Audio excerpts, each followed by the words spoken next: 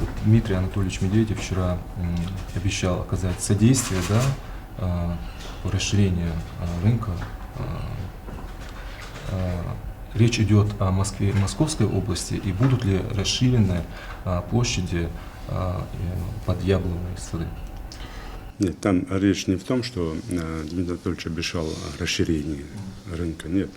У нас сад-гигант Ингушетия, он уже работает в Москве, то есть яблоки поставляются на сегодняшний день, я так думаю, более чем 40 регионов страны они поставляются. Мы должны понимать, что сад-гигант Ингушетия – это в холдинге сад-гигант Краснодар. Исторически там эти яблоки поставляют, в том числе и наши. Это раз. И вчера вопрос стоял не в том, чтобы расширить, у нас этого достаточно. Вопрос стоял, чтобы сетевые магазины крупные, сегодня только Магнит работает более-менее там по цене берут яблоки, а другие крупные сетевые магазины не берут. Вот здесь Дмитрий Анатольевич дал поручение разработать, проработать или на его уровне, или на уровне его заместителя, собрать опять сетевиков, еще раз с ними обсудить вопросы. Почему? Потому что если сетевики закупают яблоки у производителей, в том числе и у нас, там, по 30 рублей, и больше не берут, то на каком основании они их выставляют тогда на продажу по 150 рублей? А если бы они брали бы по 30, выставляли бы там, по 60 рублей, это тогда можно было бы сказать, что правительство такую работу провело. А сейчас получается какая-то средняя прослойка, на этом довольно серьезные деньги зарабатывают. И для производителей яблок довольно сложно зарабатывать.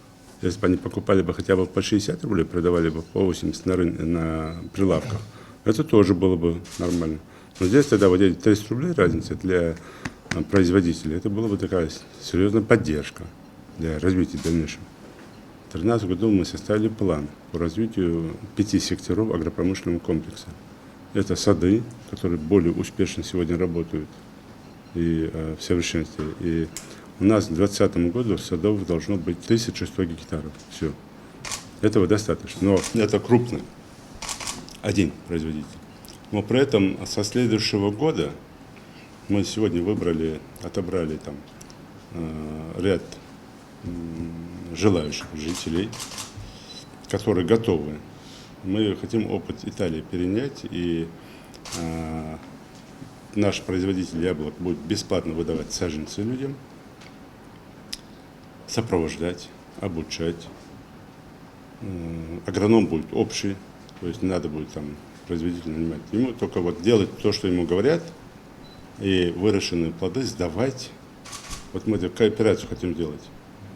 То есть, когда человек получит с одного яблоневого дерева урожай где-то 60-80 килограммов, на начальном этапе это будет там первый урожай, понятно, несколько яблок, а второй, третий, четвертый урожай, это будет там от 30 до 60 как минимум килограмм урожая. Вот по цене он это будет продавать. 10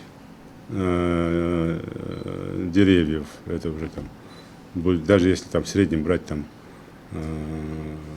500 килограммов, там 100 деревьев, если у него будет там, вот считайте, сколько он заработает. Человек за сезон будет зарабатывать хорошие деньги. Ему этого достаточно. Это может быть, мы в Италии смотрели, это семейный бизнес. И там нет масштабов таких, у вот таких кооператоров больших. У них гектар земли, 40 соток, 50 соток земли. То есть они на этом живут и зарабатывают хорошие деньги.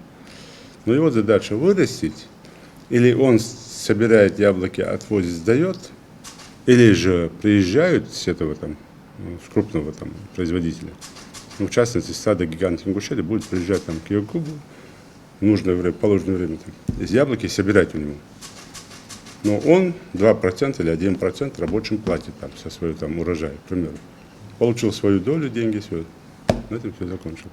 Вот такую вещь мы хотим делать, и это позволит создать еще больше рабочих мест. Сегодня там порядка 500 рабочих мест, это постоянных, которые работают. И вот то, что в стройке, в смене, там еще больше.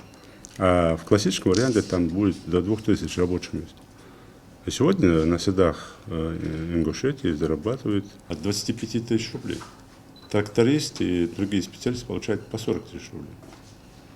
И это одна из единственных таких организаций, которая платит пенсионное отчисление, которая платит налоги, которые, то есть все рабочие, они стоят, как положено, зафиксированы. То есть это вот такая обеленная со всех сторон организация. Поэтому помимо садов, как мы говорим, у нас есть и мясное производство, молочное производство, у нас хорошо идет мясомолочный комплекс, овощное производство и переработка. Мы сейчас еще вот стоим уже на выходе по теплицам. Дмитрий Анатольевич, а какую оценку дал Дмитрий Анатольевич Медведев? Ну, конечно, это вообще наш сад-гигант, он один из лучших в стране. Это признал и Дмитрий Анатольевич, это признал и министр сельского хозяйства. Это реально так. Это, как выразился Дмитрий Анатольевич, вот мы завели в республику европейскую, так, мировую культуру. Вот люди, которые там работают, они, это же тоже культура работы, умение работать. Начиная от формы одежды, заканчивая там самим процессом. Почему? Потому что никакое производство не терпит такого неравнодушного отношения. Если ты срываешь яблоки, как тебе хочется, а не так, как положено, ну, в следующий год там урожая не будет. Даже это. И здесь, конечно, высочайшая оценка этого производства и в том числе обещание и Министерства сельского хозяйства, в целом министр нам помогает, Александр Николаевич Ткачев, но тем не менее и прямые указания председателя правительства. Юрий Георгиевич, как вообще оцените общий итог визита Медведева? Насколько вот это важен визит для республики в решении тех задач, которые стоят перед регионом? И продолжая вот этот вопрос, мы говорим сегодня о яблоках. Вот как обеспечить население другими фруктами? Вот решается ли этот вопрос для внутренних хотя бы потребностей? Ну, там, персики, абрикосы, там еще какие-то. Ну, там с яблоками проще. Вот сейчас яблоки заложили там на целый год на хранение, и их оттуда можно потихоньку достать и продавать. То есть рынок будет заполнен. Надо только сейчас работать с перекупщиками, которые будут перепродавать, чтобы этого не было. А вот с другими видами фруктового направления культур там сложнее. Почему? Потому что их хранить долго невозможно. Мы уже в этом году получили, и, кстати, это вообще на Кавказе первый урожай нектарина у нас. Не могут в других регионах нектарин выращивать. Мы получили и нектарин, и персики, и абрикосы, и сливу, и 5 видов черешни. Да, в этом году это первый урожай, и мы его там особо не заметили, да. Кому удалось в сады проехать, так же, как и мне, попробовать, там удалось там несколько раз. А вот в целом это будет, в следующем году уже больше будет урожай, и уже на прилавках. Хотя и в этом году уже черешня все продавалось там на выносе. В следующем году это уже пойдет. Все виды вот тех культур, которые мы и косточковые, и такие, они пойдут. И груша в том числе должна пойти. Наверное, важно то, что он докладывает одно, да, говорит, что в Ингушетии вот это делается, а вот когда реально председатель правительства видит, что происходит, наверное. Ну, он же не только там сады, не только вот да. И дворец спорта, и вот эти логистические центры, которые строятся, и перинатальные центры, и по дороге вот эти дома, по дороге вот эти поля, которые ухаживаются, быт людей, порядок на дороге. Он же во многих регионах бывает. И он, конечно, делает выводы, оценку делает. Это мы привыкли у себя здесь внутри всех и вся ругать. Ну, вот тот, кто самый больше ругает, пусть выйдет там за пределы республики там, и посмотрит, как в других регионах люди живут. Он вернется, поймет, что у нас есть проблемы, но не такие большие, как в других регионах. Поэтому, конечно, он это видит, и он благодарен тому, что мы делаем, тем более. Если вы помните, какое решение, он же принимал решение по руководству республики, будучи президентом. И насколько тяжелая была обстановка. Вчера мы это вспоминали, когда первые встречи были, когда он меня инструктировал. И он тоже говорил, экономика, это все переживем. Главное вот остановить вот это убийство людей, беспредел, вот это остановить. Людям дать надежду. И он это сегодня увидел, и как он выразился, такой там пасмурный день, я вот как вот в яркий день видел, почему, потому что я вижу совершенно другую Ингушетию. И по мемориалу памяти надо понимать, я вчера лишний раз убедился, что мы правильно, что мы его делали, почему, потому что он, как он выразился, говорит, ну, я такого не видел еще. Есть там Поклонная гора, там Мамаев курган, такие исторические, которые заложены. А вот так, вот со времен такого я не видел. Это хорошо. Кроме этих вещей, кроме вот сельского хозяйства, затрагивается вопрос другого плана, нет такой области промышленности. Да. Мы обсудили вопросы развития в целом сектора промышленности, потому что, вы знаете, в этом году мы сдаем и швейную фабрику, и завод энергосберегающих ламп, это если взять за бюджетные, и сдаем 5 предприятий, в том числе завод радиаторов, за счет небюджетных источников, частных инвестиций. Плюс первый этап мясного комплекса, ну, птицекомплекс Южного он еще не будет, там еще нарабатывать вопросы. То есть эти проекты. И тепличное хозяйство в этом году начинаем. И я думаю, что уже весной следующего года у нас уже совершенно по-другому заработают так называемый, сперва он был ГУП «Атлас», потом «Инк-Агро», переработка, которая там, где я уже там уже второго министра снял с должности за то, что этот проект там застаивает. Я вообще не думал, что он стоит, когда он стоял. Он уже сейчас, потом мы нашли там инвестора, который будет вкладывать туда деньги. И, конечно, мы это все затрагивали. В том числе те проблемы, которые у нас перед нами стоят. И Дмитрий Анатольевич вчера еще раз и министру образования, в целом кабинету министров, дал поручение, в том числе наш субъект, ликвидировать дошкольные учреждения места и максимально привести в соответствие с другими субъектами, приблизить республику в социалке. Вот то обещание, которое было по социальной программе, это подтверждено. Оно будет не как отдельная программа, скорее всего, но оно будет как каждое министерство дополнительно получит средства для того, чтобы вот в Ингушетии реализовать вот те проекты, которых у нас нет. А вот бывает, что во время визита или к нам, или вы к нему письма как-то получаются? Да, мы вчера передали письма, ряд писем. Это по завершению федеральной дороги. Вчера был министр транспорта, подтвердили, подписали. Министр транспорта Максим Юрьевич Соколов сам попросил какую резолюцию, вот какую он попросил, такую резолюцию поставил, поэтому в 2017 году начнется дальше продолжение реконструкции федеральной дороги, автомобильной дороги. Плюс письмо, очень важное решение, я на следующей неделе буду у министра здравоохранения России. Я давно этот вопрос поднимал, почему? Потому что я боюсь, что мы самостоятельно перинатальный центр не потянем на начальном этапе. И просьба удовлетворена, и сейчас будем с Министерством здравоохранения проговаривать, как минимум на ближайшие 5 лет на федеральное обслуживание взять перинатальный центр. Это для нас большой плюс и для бюджета республики. Нет, это все, полностью комплекс, это будет федеральный, не республиканский, а федеральный объект. И бесспорно и кадры, бесспорно бюджетирование, все полностью для нас просто гора с плеч, это реально я говорю. Я еще сейчас буду разговаривать по онкодиспансеру, чтобы его делать как филиал Герцена или Блохина, тоже на 5 лет.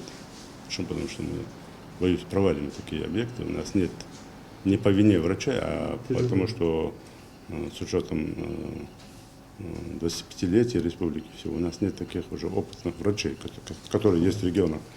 Там многие критикуют, там где-то там терапевты, там топ-500 попали, почему наших нет? Да нет наших, потому что нашим всего 25 лет, успокойтесь. Ну нет их, нет, что мы сейчас делаем? Давайте всех врачей, как в 1937 году, расстреляем, там, дело врачей заведем. Поэтому вот эти объекты тоже, вчера это решение было принято, это тоже большой плюс. И плюс вопросы поддержки вчерашних там, садов, тепличного комплекса, то, что мы проговорили вчера с Александром Николаевичем Ткачевым. То есть подтверждение того, что мы говорили, мы закрепили еще письменно.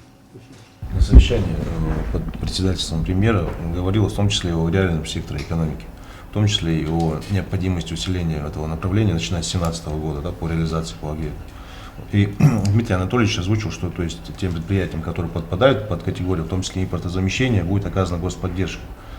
Ну, как я понимаю, в том числе на уровне государственно-частного партнерства. Какие предприятия у нас подпадают под эту тему? И вот что вы планируете, начиная с 2017 года, в республике, власти республики предпринять для того, чтобы улучшить реальный сектор экономики?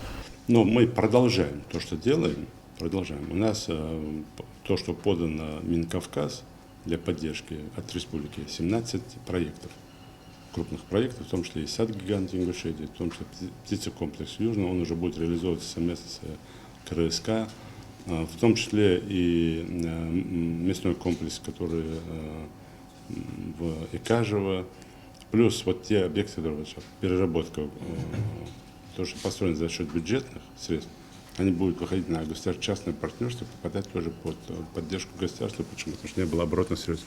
Тот же комбинат детского питания, швейная фабрика, вот такие проекты, объекты, они будут. И у меня особая надежда сейчас на тепличное хозяйство. Там два типа теплиц современным, по самым современным технологиям. Ну и надо еще понимать, добавлением к этому еще будет итогом наш визит к концу этого месяца в Саудовскую Аравию, о чем мы там проговорим с инвесторами Саудовской Аравии. Поэтому вот эти сектора, они будут, конечно, дополнены. В целом у нас 17 проектов, которые мы представили. Если мы даже выиграем 7-8 проектов, там, защитим, это большой плюс. На совещании по развитию СКФО в целом говорилось о втором этапе федеральной целевой программы, которая начнется с 2017 года. Вы отметили, что благодаря этой программе достигнуто много позитивных изменений в нашей республике, в социальной, в экономике, в социальной сфере. Конкретно какие? Можете рассказать? Ну, сложно сейчас вспоминать мне. Вот сейчас у меня тут выкладки лежат. Вот смотрите, по темпам роста, по итогам первого полугодия 2016 года, вот этого года, по строительству мы первые в округе и четвертые по Российской Федерации по строительству. Это тоже благодаря вот этому федеральной целевой программе. Почему? Потому что в рамках федеральной целевой программы мы ликвидируем проблему вынужденных переселенцев, строим много жилья. Вот жилья 137,6%, второе место по округу и шестое место по Российской Федерации. Сельскому хозяйству у нас рост 119%, первое место по округу, третье место по России. Это темпы роста. Это данные Росстата. Реальные данные, которые есть, но мы ведем подсчет сами. И по валовому региональному продукту ВРП мы тоже находимся первые в округе и седьмые в стране. По индексу промышленного производства мы находимся шестые в округе. Тоже хороший показатель, но при этом мы находимся 30-е, там, ну, где-то в 30-ке в стране. Хороший. Здесь у нас, скорее всего, я думаю, сейчас мы будем менять там некоторых руководителей из-за того, что нет контроля того, что мы проводим, делаем в промышленном производстве. Сделали очень много, но при этом нет показателей не поставили. И по дотационности мы тоже там в рамках, если округа смотреть, мы третье, то, что мы снижаем дотационность даже в таких сложных условиях. Поэтому, конечно, даже вот если взять с 2010 года, у нас где-то на 77% вырос объем сельского производства, сельхозпроизводства. Ну, помните, мои первые совещания там, в 2008-2009 году, по агропромышленности, помните, когда я там людей собирал там, и не мог собрать там 2 человек, там, которые там занимаются помидорами. Я приводил примеры, почему в Кабардино-Балкарии везде делают, у нас почему помидоров нет. Мы нашли этого золотого человека возле аэропорта, там, если на повороте там помидоры там сажал. Вот один человек был, который занимается помидорами. Никто же ничем не занимался. Все только получали деньги. И мы с гектара земли, тогда, вот пшеницу сажали, с гектара земли получали там 7, 8, там, 4 центра там, якобы пшеницы. Потому что все воровало, все это там схимичили. И сейчас не без этого, не в таких масштабах. Поэтому, конечно, ФЦП дало вот такой результат. Но если брать по рабочим местам, в том числе, Мы за счет федеральной целевой программы создали там довольно большое количество, сейчас я не буду цифры точно говорить, там большое количество рабочих мест. Не только в объектах там экономически важных, тот же мясной молочный комплекс там, или завод полимерных труб, который работает, там другие объекты, но и в социальных объектах. Мы новые больницы построили, где новый штат совершенно людей, новые школы построили, новые садики построили, новые ФОКи построили, где штат людей совершенно новый, не старый, там, который там, а новый штат, это же рабочие места. И если у нас в 2009 году, если брать, там, поднять там, данные Росстата 2009 года, то людей, активно занимающихся спортом, у нас было 3%. Это не я придумал.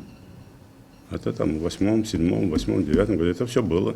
Было 3% активно занимаются спортом. Почему это так процент считается?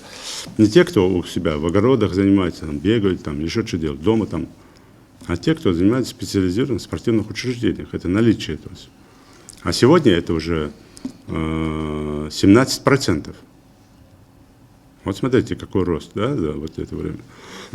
Если у нас детей, которые были обеспечены дошкольными учреждениями, было 9%, то сегодня это 23%. То есть мы построили садиков больше, чем вообще было. Если у нас школы трехсменки были 17 школ в республике, трехсменки, то к концу этого года, к 20 декабря, не будет ни одной школы.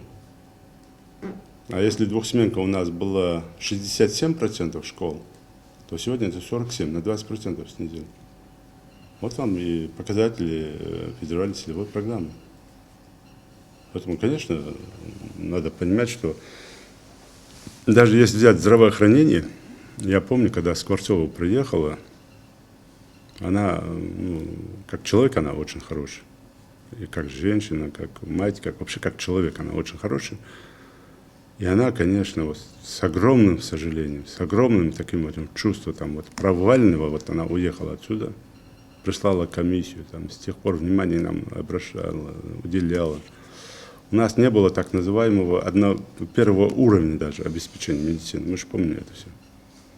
Когда ни томографа, ни вообще ничего. А сегодня уже мы уверены, когда она приехала в следующий раз, помните, когда мы открывали, совершенно другой человек. Мы уже вышли на трехуровневую систему.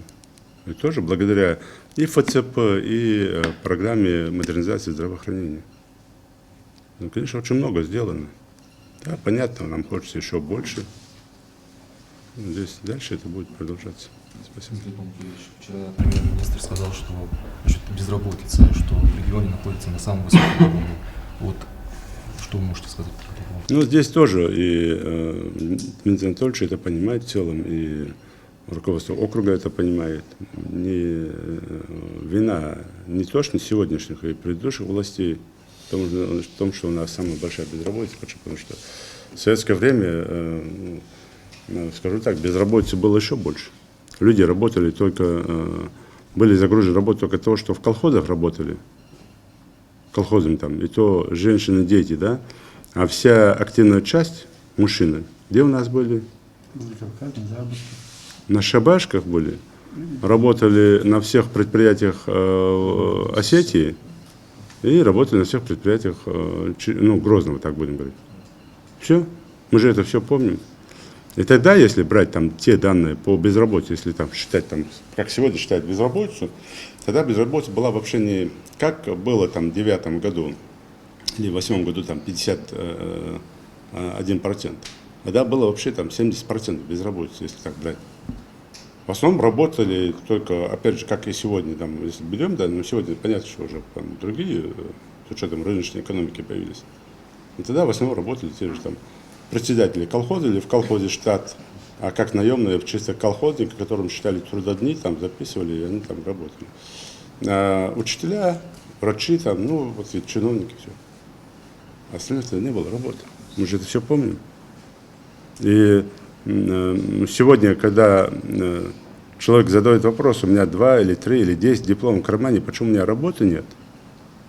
Да потому что этого человека, если он там даже ему сказать, хорошо, давайте на конкурс выставлять свое резюме, он даже не знает, что такое резюме. Он знает, что только что у него в кармане диплом есть. И ему объяснять, что любому предприятию, организации, тем более, если это предприятие, организация со современным оборудованием, нужны специалисты, это бесполезно. Поэтому я на таких даже внимания не обращаю. И обратите внимание, если вы посмотрите те обращения, которые мне ко мне поступают, я 9 лет ищу работу. 9 лет человек ищет работу. Кому он нужен такой? Вот кому он нужен?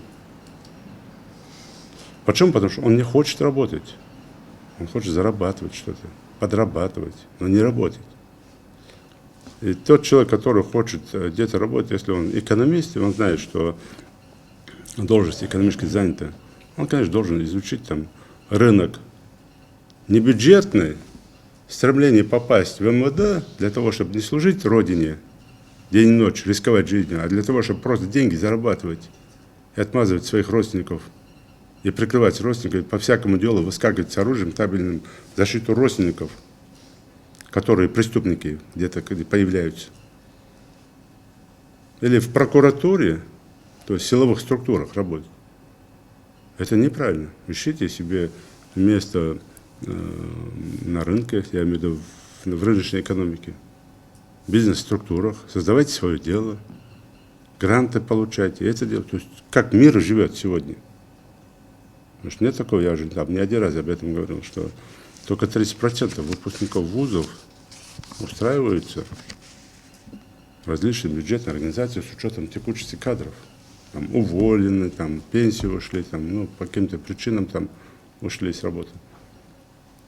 А остальные 70% находят себя там в различных там, коммерческих, других компаниях. Это рыночная экономика сегодня. Не я ее придумал. У нас есть штат рабочих мест, вот он. В прошлом году взяли там 4 человека на работу дополнительно. Минфин это сразу фиксирует. Почему? Потому что строка бюджета, она сразу проходит в Минфине. У нас есть соглашение. Кто-то подумал, что может так взять, зафиксировать. А оно сразу проходит туда наверх. Потому что бюджетные строки проходит. Каждая копейка считается. Конечно, мы не можем тоже дополнительные рабочие места вот так бюджет создавать. Если не строим, вот как мы говорим, перинатальный центр построили, там будут рабочие места. Там нужны специалисты. Но если мы сейчас соберем всех, кто хочет быть бухгалтером там, или экономистом, не профильным врачом, а кто могут там работать в этом направлении, мы увидим, что не все обращаются с просьбой устроить перинатальный центр. А вот когда его откроют, там начнут люди работать, тогда они проснутся и начнут говорить, давайте, почему меня не взяли. А почему это происходит? Потому что они могут только говорить в своем большинстве, что у них нет опыта работы, у них уже нет знаний работы. 9 лет назад ты закончил факультет экономический. Кому-то сегодня нужно, если у тебя не стаж, ничего нет. Кто возьмет тебя, кто рискнет? Все же там, когда есть выбор. И почему там Махмуда не взяли? Да не взяли, потому что Махмуд не учился, может быть, тогда, но 9 лет не работал. А взяли Аслана, который там вчера закончил. Правильный руководитель делает. Почему? Потому что у Аслана мозги свежие. Он вчера закончил. Что было 9 лет назад, то, что вчера было другое, совершенно другая история. Поэтому здесь выбор каждого, кто набирает на работу. А не прикрывать там родственника или не родственника. Поэтому у нас получилось так, что мы на протяжении этих лет снизили безработицу. Сегодня она колеблется там общая, если брать там 30%, 29-30%, а регистрируемых где-то 12%. И по итогам этого года мы думаем, что снизим безработицу на 3-5 пунктов. В начале октября в Москве прошла выставка «Сельхозярмарка. Золотая осень», где мы представили различную свою продукцию, чем заинтересовали как гостей, так и участников этой ярмарки. Наш стенд посещали и зарубежные гости, в частности из Африки. Скажите, какие рынки нам интересны и доступны на сегодняшний день? С учетом того, что мы сейчас планируем и прогнозируем, мы все-таки хотим выйти на арабский рынок. Он нам интересен. Почему? Потому что ну, где-то больше, где-то меньше, но процентов 98 в арабских странах завозимая сельхозпродукция.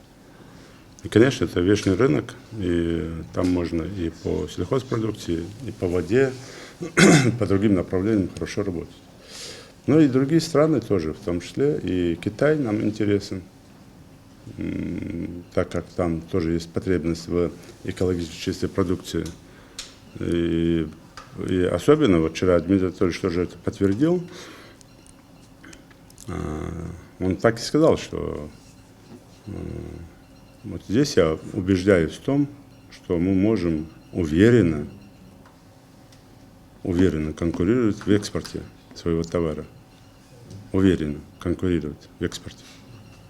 Вот что важно. Почему? Потому что импорт товаров за рубежа к нам в страну в своем большинстве обращали внимание не на качество продукции, а на упаковку. На упаковку. Картошка, она может там, без там, содержания должного крахмала, там еще чего-то. Но главное, чтобы была помытая, почищенная, с лейбом каким-то там в упаковке. Рядом будет стоять картошка там прямо с деревни, где ну, просто супер хорошая, но не помытая. Что делает там молодая там, женщина? Подходит, берет вот эту помытую, да? А вот здесь там приложить там еще там какое-то усилие. Ее там на ура заберут эту картошку. Вот вчера он убедился в том, что мы можем экспортировать. И одна из задач наша – экспорт вот наших товаров, в том числе ингушских. У нас сейчас соглашение есть. Вчера мы, Дмитрий Анатольевич, представляли в том числе баночки меда, которые мы по заказу Арабских Эмиратов направляем туда. Там 350 тонн меда мы тоже вчера показывали. И вот хотим на этот рынок выйти в целом, чтобы мы экспортировали свои продукты, свои товары. А говоря о Да. рыболовстве, перспективе рыболовства. Хорошая перспектива. Мы сейчас еще предпринимательно выделили старые пруды, которые находятся в районе города Сунжа, чтобы их возродить вообще. Мы можем на сегодняшний день и здесь, и в районе Кавдаламита, в других местах, ну, выделить где-то, я думаю, порядка 200 гектаров водного хозяйства для рыбного производства. У нас хорошо сейчас пошел проект в районе Нестеровки, и на его опыте сейчас будем нарабатывать другие проекты. Юрий Олегович, ну, вчера, в принципе, на совещании тоже как бы касались этой темы, она общероссийская, это инициатива по налогу на тунеядство. Вот вы сами-то лично как к этому относитесь? Вот поскольку как раз вы говорили о безработице и, в принципе, о тех людях, которые как бы трудоспособны, имеют образование, тогда даже сумма озвучивала, да, 20 тысяч рублей налог на тунеядцев, которые не хотят ничего делать. Да, я, например, не понимаю, как это можно, и Дмитрий Анатольевич об этом сказал, что, конечно, для того, чтобы налог на тунеядство вводить, надо создать условия и рабочие места. То есть, если у меня есть работа, там 15 тысяч или 20 тысяч зарплата, у меня вот рабочие места есть, почему я не работаю? Не то, что я их буду загонять людей там на стройки, в колхозы, еще куда-то. То есть, если я получил образование, дайте мне рабочее место, если так идет. Тогда надо, вчера же сказал об этом, возвращаться к советской системе, когда 100% должны быть обеспечены рабочими местами. 100%. Вот тогда, пожалуйста, за тунеядство, конечно, тогда можно и штрафовать. А в данной ситуации, то, что я понял вчера по линии того, что сказал председатель правительства, это относится к тем людям, которые получают довольно серьезные социальные льготы, но не делают никаких отчислений, даже пенсионных, которые живут за счет государства, и при этом превращаются вот таких там, не в плане, что они работают, а в плане того, что они даже не участвуют там, в различных государственных проектах или программах. Поэтому я сомневаюсь, что вот то, что там чисто было сказано, как вы поняли, что с каждого возьмут там по 20 тысяч, там, сомневаюсь, что это будет. Это, там, ну, сегодня даже налог собрать с тех, кто работает, невозможно. Ну, как ты возьмешь с тех, кто не работает? Это, ну, может там всех там, нам судебных приставов не хватит, чтобы эти налоги собирать. Поэтому навряд ли это пройдет, тем более вчера Дмитрий Анатольевич об этом сказал, что это невозможно. Ну и в части Ингушетии, я сразу сказал, тогда давайте мы сперва нам дайте там сколько-то лет, постройте сколько-то предприятий, организаций, всего остального, помогите нам. Создадим рабочие места, а потом начнем тогда налоги собирать тех, кто не хочет работать. Спасибо. Назар Иванович, какие вопросы затрагивали вчера на совещании, важные для нашей республики? Ну, в целом, все, что для округа и для нас, они важны. И бесспорно, одна из главных задач, как мы уже там говорили, что надо поднимать экономику. Да, Дмитрий Анатольевич довольно серьезно обращает внимание на социалку, особенно образование и в области школ, и в области там, дошкольных учреждений. Но, тем не менее, обязательно продолжить все, что сейчас связано с импортозамещением, так называемым. Хотя и от этого тоже нужно уходить. Почему? Потому что санкции, или контрмеры, которые правительство России приняло, это до конца 2017 года. Продлятся они или не продлятся, это вопрос третий. Они до конца 2017 года.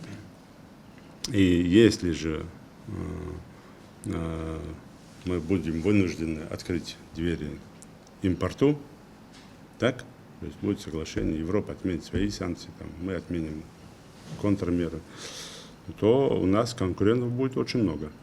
Вот одна из задач на базе, вот именно на примере сада «Гигант» Ингушетии сказал, что вот этот сад-гигант реальный конкурент любому импорту на сегодняшний день, любому, он это признал. То есть надо делать так, чтобы мы были конкурентами, чтобы не бегали ко мне, как представитель правительства, типа этих уберите, чтобы вы сами конкурировали между товарами, чтобы люди понимали, у кого что покупать, брендировали себя. Мы же вчера, кстати, вы не заметили, прошли мимо этого там такого важного направления, момента. Этот сад-гигант Ингушетии тоже же не просто там сами производители, организаторы, не просто там сад сделали, а создали бренд. И будет яблоко. Мы, конечно, на конкурс выставим, хотя вчера Дмитрий Анатольевич сказал, давайте так и оставьте Магаз. Это лицензируется, это яблоко там в Минсельхозе России, это не просто так. Получает свой патент, паспорт. Это одно из таких самых по цвету, по виду красиво, если вы заметили, да? Половина яблока там красная, половина там такое зеленое, красивое очень яблоко. И по вкусу оно отобрано, одно из самых таких. Еще один сорт сейчас делаем, тоже будем выставлять на конкурс. 2 сорта яблок, которые будут, вот как сейчас есть, там, то, что мы вчера смотрели, там, Гала, там, другие вот эти, там, 22 сорта, которые сегодня выращивают, мировые брендовые товарные яблока. Вот среди них там будет уже в паспорте мирового рейтинга 2 яблока. Сегодня это там Магаз одно яблоко, и второе яблоко еще будет там, ну, назовем. Ну, не Ингушетия, а да. Ну, как-то по-другому назовем, посмотрим. Я думаю, можно даже объявить конкурс. Да, конкурс там и посмотрим. Поэтому, конечно, в этом плане то, что затрагивались вопросы и уже требования, просьбы Дмитрия Анатольевича, это, конечно, максимально делать так, чтобы мы были конкурентоспособны. Иначе, если завтра рынок снова откроется, импорт пойдет в страну, тех производителей, которые пользуясь случаем, хотят там быстро свой товар продвинуть, они лопнут. И здесь не вина правительства, а вина самого производителя, который не относится. Я был сейчас в Когалыме недавно, на один день туда летал, зашел на завод, насосы собирает. Я там специально сфотографировал, в ближайшее время я заеду в завод полимерных труб. Вот эта культура работы на заводе у нас отсутствует. Там все должно блестеть. Ты должен зайти в белых перчатках, выйти в белых перчатках, целый день поработать, и у тебя руки перчатки должны быть чистые. Вот так заводы современные работают.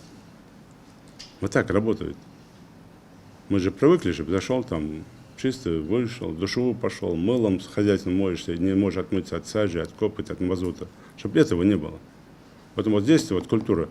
И то же самое, вот, если только так, может быть там конкуренция любому импорту.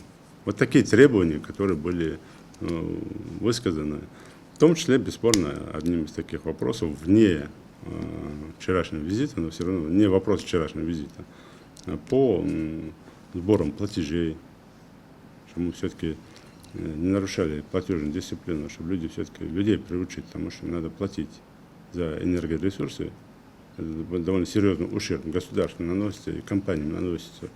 И, как я уже говорил, одна из таких главных, ярко выраженных задач, которая еще вне камер была поставлена, это отдельный план составить по ликвидации вот этой проблемы в дошкольных там, школах.